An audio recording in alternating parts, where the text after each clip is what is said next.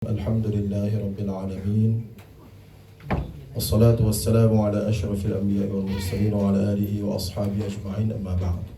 Terima kasih kepada Al-Fadhil Ustaz Azlan, Fadil Ustaz Halim Shah, khususnya sahabat-sahabat para asatidzah.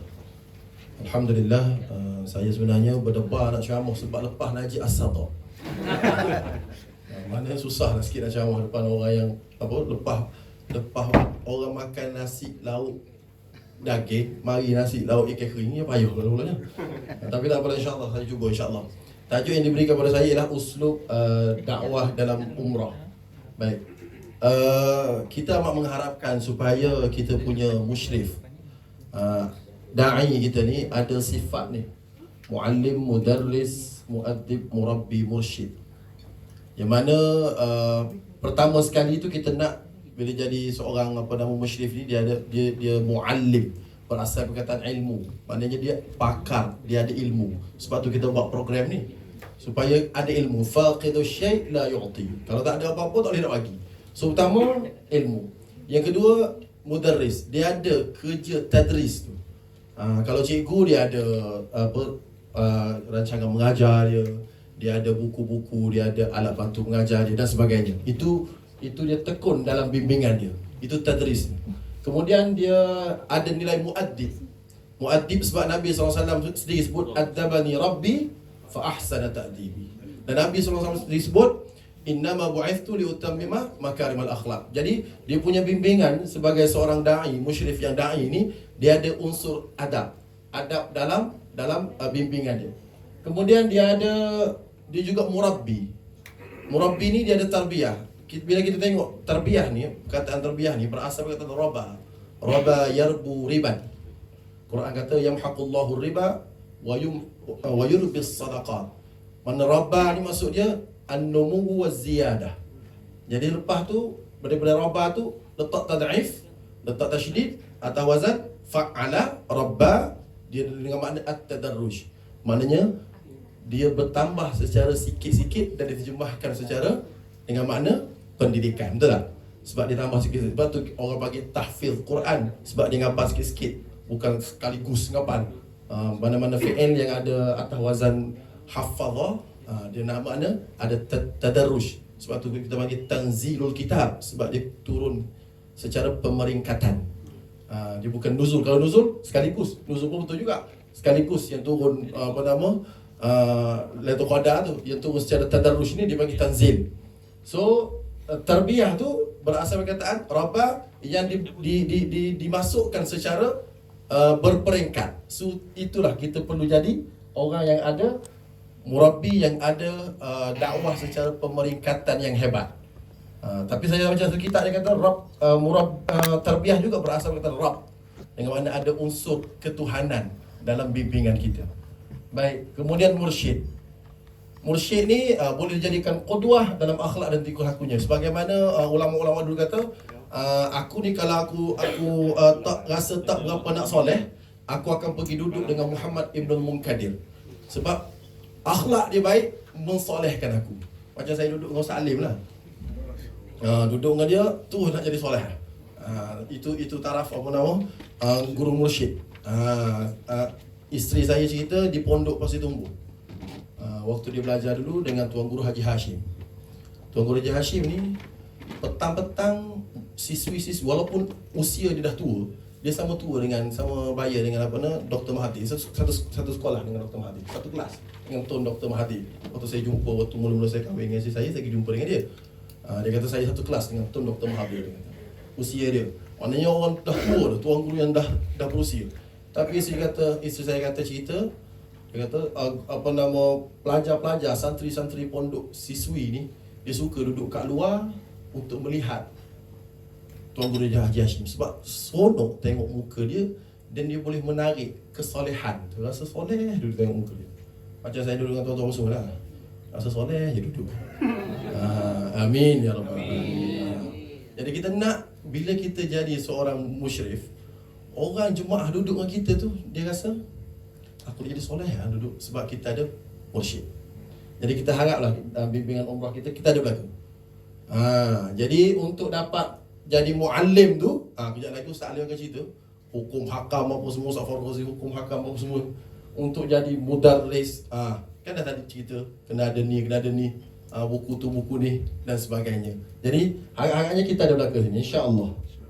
Dan bila kita pergi umrah bawa jemaah, kita harap kita sebagai dai ni saya dengar dalam radio Hakim, orang pergi umrah dia akan bawa balik 3 perkara. Ada yang bawa balik 1, ada yang balik 2, ada yang balik 3. Pertama balik hadiah. Ni lepas tu kita buat program cekiah tu. Yang kedua hikayah. Hikayah kita hikayah ma'al ibrah. Boleh cerita tapi ada ibrah. Dan yang ketiga hidayah. Yang keempat fikrah, insya-Allah. Fikrah dakwah tu ada, insya-Allah. Jadi untuk dapat benda-benda ni, orang pergi umrah balik makin akhlak makin baik, sebab dia dapat yang ketiga. Bukan sekadar dia dapat cerita. Saya antara momen paling saya seronok pergi umrah bersama Ustaz Halim baru ni, tahun lepas kan, pergi bulan 18 dan bulan 9 kan. Yang paling saya nikmat sekali saya pergi bila saya share buku amalan 20 amalan hari Jumaat tu. 20 amalan Jumaat saya share dalam dalam grup kan. Kemudian saya pun pergi sembahyang di Masjidil Haram subuh tu. Hari tu Jumaat. Subuh Jumaat. Saya pergi sembahyang, takut Allah Taala waktu tu atas sutuh. Kelantan panggil sutuh. Sutuh kat sini. Sutuh. Sembahyang. Saya pun sembahyang sunat. Sembahyang sunat tu saya tengok orang depan tu buka handset duk baca. Rupanya baca buku aku dalam handset. Waktu tu dia punya momen, sebab amalan hari Jumaat kan. Malam Jumaat, maknanya untuk subuh tu. Dia baca Allahu Akbar, dia punya nikmat kan, kita share buku 20 amalan hari Jumaat tu, dia amal kat situ. Waktu tu lah kita doa supaya dia balik pun dia amal. Takdir Allah Ta'ala baru ni jumpa majlis apa? Majlis seorang sahabat saya meninggal dunia, jumpa dengan dia. Dia datang, Ustaz, terima kasih Ustaz, buku Ustaz saya amal lagi. Alhamdulillah, itulah nikmat paling sedap jadi musyrif. Bukan nasi Arabnya saja. Itu nikmat paling sedap. Bila dia kata saya amal ya Ustaz bagi, sebab waktu saya pergi saya bagi doa jalan ke masjid kan.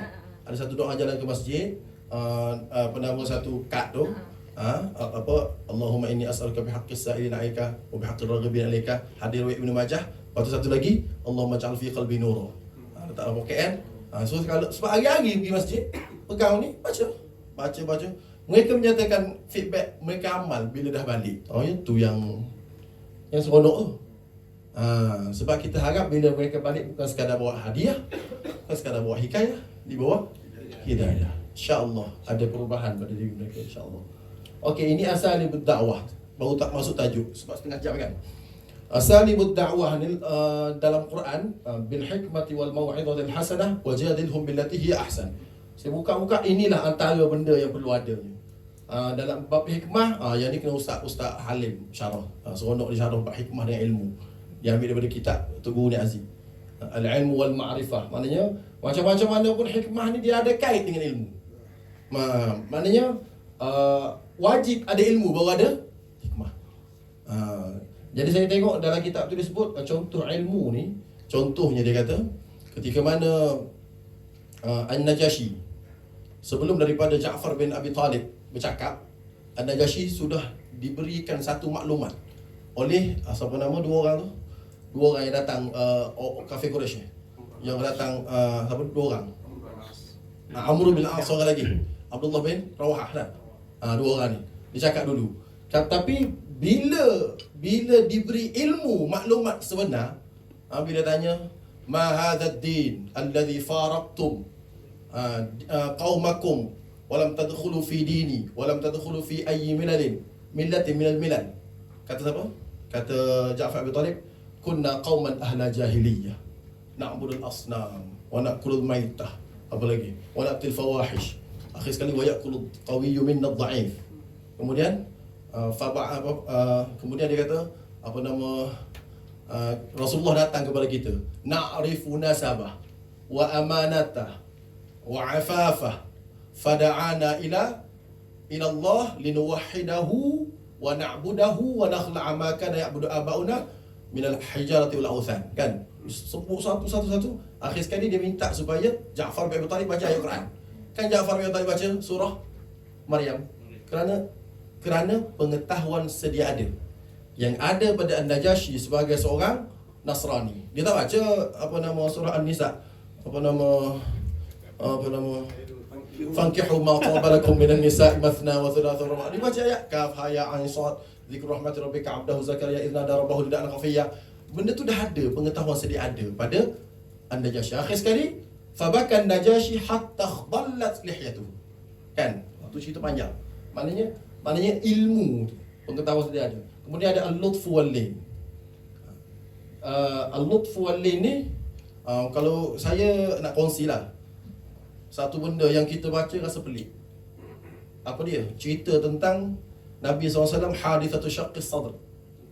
Macam mana kita baca kitab-kitab kan? Kenapakah Rasulullah dibersihkan dadanya? Sedangkan Rasulullah tahir mutahhar. Betul? Tapi kenapa nak bersih ni? Bila baca Syekh Muhammad Alawi Al-Maliki Al-Hasan, saya boleh share dalam grup Musyrif.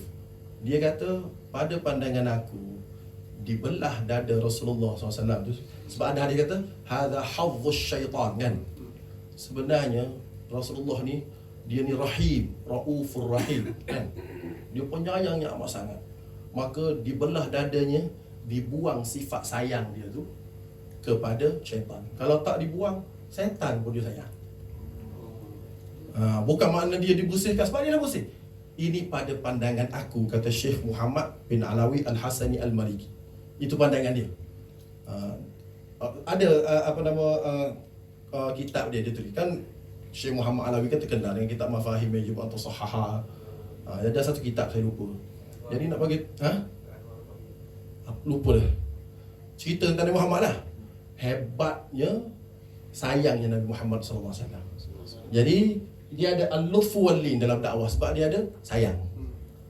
Tapi dalam masa yang sama dia ada al-quwwah wasyiddah. Mana bukan tahu ni ada waktu, sebab dalam Quran kan Allah Taala suruh Nabi Muhammad, qul mutu bi ghaidhikum. Ada waktu kan? Qul mutu bi ghaidhikum. Tunggu ni Aziz terjemah. Katakanlah Muhammad, mapukahlah. Tunggu ni Aziz semua sedap. Sebab tu kami orang Kelantan merasakan seolah-olah Quran tu turun dengan bahasa Kelantan. Bila belajar tu tengah. Dah betul. Itulah sepatutnya seorang dai.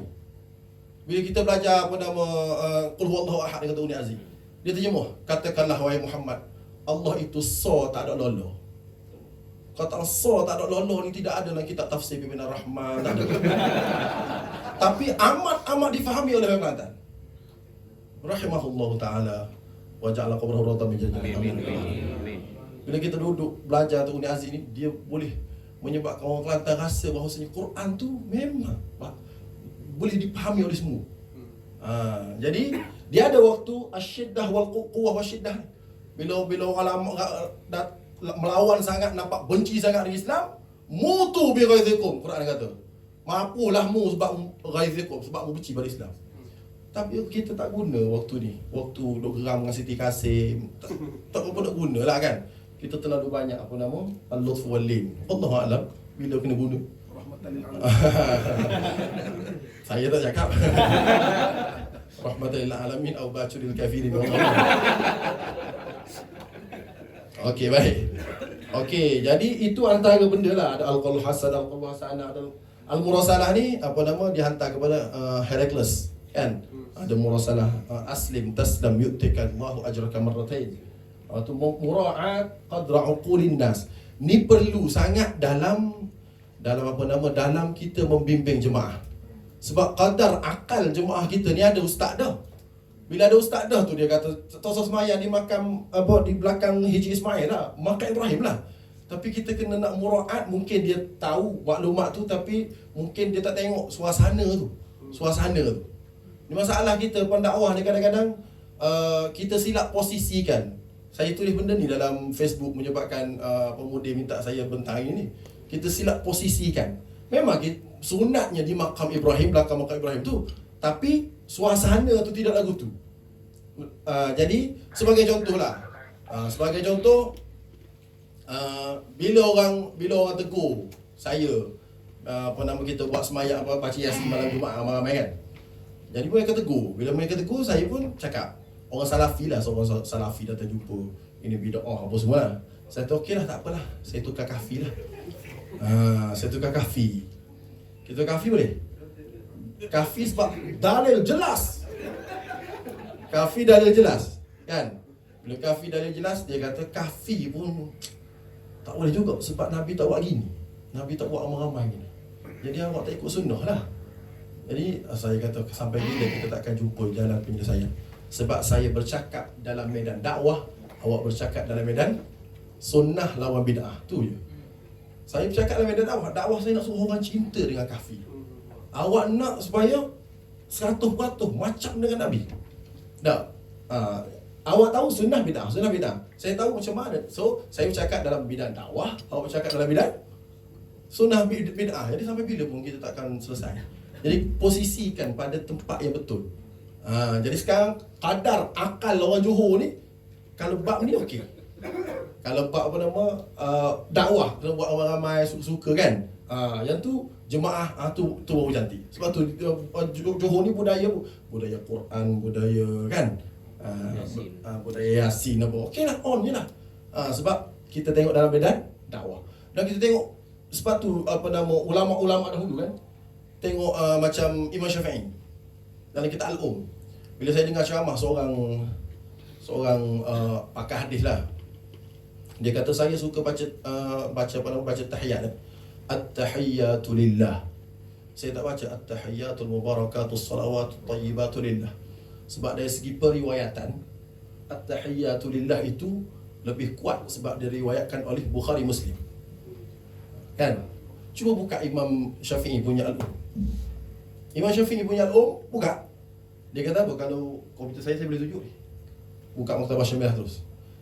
Al-Um dia kata banyak riwayat dia kata. Dan aku suka riwayat at-tahiyyatul mubarakatus salawatut thayyibah fa innaha ahabbu ilayya li'annaha akmaluha. Sebab banyak at-tahiyyat boleh pahala, al-mubarakat boleh pahala, as-salawat boleh pahala, at-thayyibat boleh pahala. Bila sebut banyak dalam sembahyang ni pahalanya lagi banyak. Itu manhaj yang Imam Syafi'i pegang, bukan manhaj kekuatan riwayah. Jadi kita buat tu comel dah. Sama juga sapu muka lepas sembahyang. Sapu muka lepas sembahyang tidak disebut dalam kitab-kitab fiqh mazhab Syafi'i. Bukalah Imam Nawawi ke Raudhut Talibin ke Majmu' ke, tak ada. Tidak sunat. Tetapi ada dalam Al-Azkar. Al-Azkar ada. Imam Syafi'i, Imam Nawawi sebut. Sebab apa? Sebab Imam Nawawi ni ada manhaj. Manhaj mana? Manhaj fiqh lain. Kalau nak keluar hukum wajib, sunat apa semua, kena hadis sahih. Tapi manhaj tulis azkar, awal-awal gitu tulis. Yustahabbul amalu fil fadaili wat targhibi wat tarhibi. Yustahabbul amalu bil hadis ad-dha'ifi fil fadaili wat targhibi wat tarhibi. Apa dia? Illam ma lam yakun mawdu'a. Wa dhalika bi syurutin. Pertama, ayat tahta aslin syar'iyyin. Dua, alla yakuna syadid ad-dha'fi. Dia tak apa cakap Arab beres dah. Jadi nak cerita ada manhaj dia. Jadi kita pun sama, dakwah kita ada manhaj insya-Allah. Bimbingan kita ada manhaj. Sebab tu ketua musyrif alhamdulillah dia akan bagi manhaj dari segi. Saya seronok bila saya pergi umrah dengan Ustaz Halim Shah, bila saya dengar ceramah di Hudaibiyah. Balik tu saya ngajar tafsir surah Al-Fath. Sebab saya ngajar tafsir di mana di Masjid Taman Universiti tu sudah 16 tahun. Saya ambil juzuk 30 tu. 30 sampai sekarang juzuk 26. Lama 16 tahun. Baru berapa juzuk? 30, 29, juzuk 26 sampai surah Al-Fath.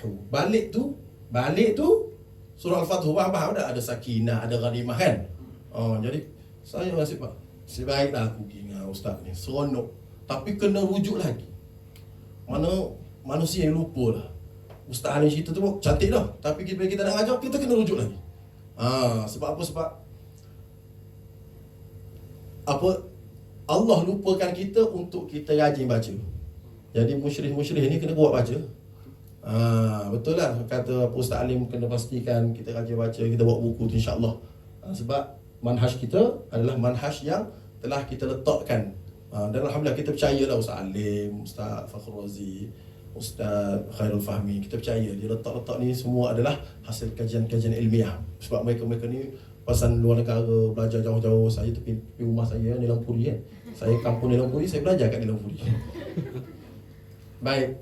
Dan waktu membimbing tu kena adalah motivasi, basyiru wala tunaffiru. Saya bawa waktu mula-mula saya pergi umrah, saya bawa cikgu sekolah saya. Saya tanya dia, apa yang benda paling kamu takut nak pergi umrah? Dia kata takut tak nampak Kaabah. Sebab dia dah baca kan, oh tu tak nampak Kaabah ni, nak selipar apa semua, dia nampak tu. Jadi dia takut. Saya kata apa lagi nampak Kaabah, saya pusing. Takut lah. Sebab itu yang dimomokkan. Yang orang cerita, gila lagi. Kalau mu dosa banyak tak nampak Kaabah. Jadi benda macam tu, itu nafiru kan. Patutnya basyiru. Saya tak ingat lagi ni doa-doa tu, doa tawah ni, pakcik-pakcik tanya doa tawah ni, saya tak ingat. Saya kata tu tak wajib baca doa tu. Saya bagi tahu waktu sa'i. Bagi tahu saya ada isteri seorang, anak 5. Saya kata untuk ingat sa'i berapa ni, setiap satu dan anak isteri seorang, anak 5, saya seorang, jadi 7 kan? Jadi 7 kan? Ketika tawaf sunat ke, saya nak pastikan cukup 7 ni. Tawaf pertama saya doa saya je. Ya Allah, kau jadi kalau aku mati suruh khatimah ni, saya dengan ayah saya, mak saya, keluarga saya. Tu je. Apa dia? Keluarga belah mak saya, kaitan saya. Masuk yang kedua, bini je. Ya Allah, lembutkanlah hati bini aku, apa semua. Bini je. So kalau kedua bini maknanya 2 lah. Lepas tu yang ketiga anak sulung. Ya Allah, anak sulung aku ngapa Quran mudah kau suruh. Yang ketiga anak je, cukup habis. Anak bongsu saya, anak bongsu Muhammad Aqil, habis 7 kali. Jadi basyiru senang. Oh gitu, ingat kau payah, tak payah apa ya. Nak pilih 7 tu. Terlalu senang. Betul tak? Basyiru wala tunaffiru. Kemudian hilang terus. Kemahiran komunikasi. Yang ni kena pandai lah bimbing dengan komunikasi. Saya percayalah ustaz-ustaz ni semua komunikasi bagus juga, alhamdulillah. Berkomunikasi macam Rasulullah berkomunikasi dengan orang-orang yang ni kan buat salah kan. Atuhibbuhu li ummi, atuhibbuhu li ukhtik. Baik. Kemudian kemahiran belajar. Yang ni yang saya sebut tadi, anna Abdullah bin Mas'ud qala ma anta bi muhaddithin qauman, kamu tidak boleh bercakap dengan satu kaum yang tadi. Okey. Hadithan la tablughuhu uquluhum illa kana li ba'dihim fitnah. Ibnu Mas'ud sebut dalam kitab Sahih Muslim. Maknanya tidak patutlah untuk kamu bercakap suatu benda kepada satu kaum yang akal dia tak sampai. Melainkan benda tu akan jadi isu. Betul tak? So kita tak naklah benda tu jadi isu. Apa-apa benda bila kita bimbing jemaah, kita bimbang takut-takut jadi isu apa-apa. Tengok akal dia sempat tak dan tak dengan benda ni. Kita bawa jemaah geng-geng ustaz belaka, cakap cerita macam budak darjah 1 tak boleh. Atau bawa umrah geng-geng geng-geng datin-datin saja. Geng-geng datin ni kalau umrah dia nak apa? Saya tengok orang Johor ni, dia suka sangat doa. Saya tak tahulah kenapa orang Johor ni suka doa. Saya ceramah ke buku saya 13 buah doa belaka. Laku sungguh. Sejak daripada buku pertama Hizbul Bahri sampai buku terakhir. Buku terakhir saya Power of Istighfar, semua doa. Dan memang orang suka doa. Power of Istighfar, Power of Tasbih. Sekarang saya tengah buat Power of the Power of Ismullahil A'zam. Tengah buat. Tahun depan Power of Selawat tak? Memang orang suka. Jadi kita pun seronok tengok dia pun amalkan. Orang Johor memang minat zikir-zikir ni. Bagus sungguh. Saya rasa kalau kita bagi so dia balik, dia boleh buat amal. Jadi itu sesuai dengan akal mereka lah. Sesuai dengan kalau geng bawa geng-geng ni pergi umrah, geng-geng ustaz ni kita bagi zikir, Allah marah kat dia dah. Betul tak? Geng ustaz ni kita bagi yang tinggi-tinggi sikit, insya-Allah, macam Ustaz Halil nak bagi lagi, macam Ustaz Fakhrazi bagi lagi. Baik. Kemudian satu lagi hadis Nabi, anzilun nas manazilahum. Kau tempatkanlah kedudukan kamu di kalangan manusia macam kedudukan mereka. Jadi kalau kita bimbing umrah, kita kena tempatkanlah diri kita sebagaimana kedudukan mereka. InsyaAllah. Jadi rupanya saya cadangkanlah, bagus jugalah kita tahu biografi sikit-sikit jemaah kita. Bagus juga kita tahu ni ini orang jahat pencen ni. Orang jahat pencen. Orang dulu jahat dah pencen, dia jahat jadi baik dah. Ini macam Ustaz Maisa pun kan bawa isteri kepada siapa? Alif Syukri kan. Waktu pergi haji pun ni Alif Syukri pergi dengan Ustaz Maisa kan. Maknanya dia kena kenal lah macam mana Datuk Alif Syukri macam mana. Kita kena kenal lah jemaah kita supaya kita boleh duduk sama tinggi dengan mereka, sama rendah dengan mereka. InsyaAllah kita barulah tak jadi seorang da'i yang sifatnya perasan seorang. Kadang-kadang kita, inilah sebabnya kenapa Imam Mekbong cabut tudung. Kenapa Ustaz kita tahu? Itu masalahnya. Bukan nak tahu jawapan tu, dia tak, kenapa Ustaz kita tahu? Pelik sungguh.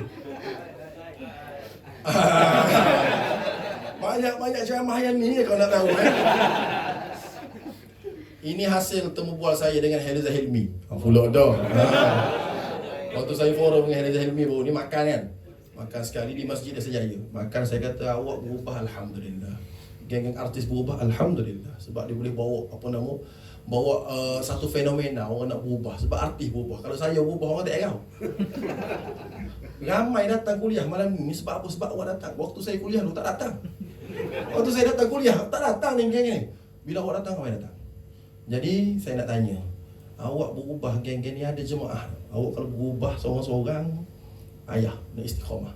Ada tak usrah ke jemaah ke geng-geng awak? Ada tak? Dia kata ada. Siapa nakibnya? Dia kata nakib yang pertama Syed Abdul Qadir Al-Jufri. Tak ada harapan aku ni jadi dia pilih yang sensor. Saya nak sudah Aliyah boleh insya-Allah. Jadi geng-geng artis macam tu lah. Yang kedua Ustaz Rushdi Al-Jauhari. Rushdi Al-Jauhari. Dah ada beberapa orang lagi lah. Saya pun tanya, habis tahun tu ada program orang banyak pak datang ni. Kenapa Imam Mekbong cabut tudung pula? Tanya Heliza Hilmi. Dia kata silap kami juga dia kata. Kenapa? Kita ingat Imam Mekbong ni tak macam kita, maknanya kita tahu banyak benda lah. So bila kita buat program yang tinggi sikit lah. Maknanya maklumat-maklumat yang kita sampaikan tu dia datang sekali, tak nak datang tau. Tak tahu apa. Mudah-mudah terus belajar Iqra' 6, Iqra' 1 tak belajar lagi. Gitulah lebih kurang yang mana. Bila macam tu dia kata, dia tak datang, sebab dia datang tak faham. Sebab apa? Sebab tidak anzilun nasa manazilahu. Kata Heliza Hilmi itulah. Jadi tu saya harap Ustaz Halim Shah insya-Allah dia boleh buat program satu lagi usrah untuk artis-artis supaya geng-geng Imam Mekbong pula. Yang bawah-bawah ni nyanyi kelas satu tu, biar dia bagi kat dia. Bagi kat dia. Atau follow. Maknanya kena tengok. Jadi sebab tu dia lari. Dia tak lagi. Dari bawah. Dia tu nak cerita, kita pun sama dengan jemaah umrah kita. Kalau kita tidak anzilun nas manazilahum, kita bimbang takut dia datang, balik-balik dapat apa? Hadiah dengan hikayah. Tak dapat hidayah. Saya rasa cukuplah sekarang tu. Dah cukup dah masa tu. Memang saya sedia banyak ni je. Saya pandai bajet, suruh setengah jam aku bagi. Kalau banyak jam, banyak lagi tak? Jadi tu sekadar tu lah. Moga-moga Allah Ta'ala berkati. Moga-moga dapat sama-sama saya berkawan dengan orang yang setaraf dengan Ibnul Munkadir begini. Duduk rasa warok je kita. InsyaAllah. Sekadar tu saja aku qouli hadza wa astaghfirullahalazim wa lakum. Assalamualaikum warahmatullahi wabarakatuh. Waalaikumsalam warahmatullahi wabarakatuh.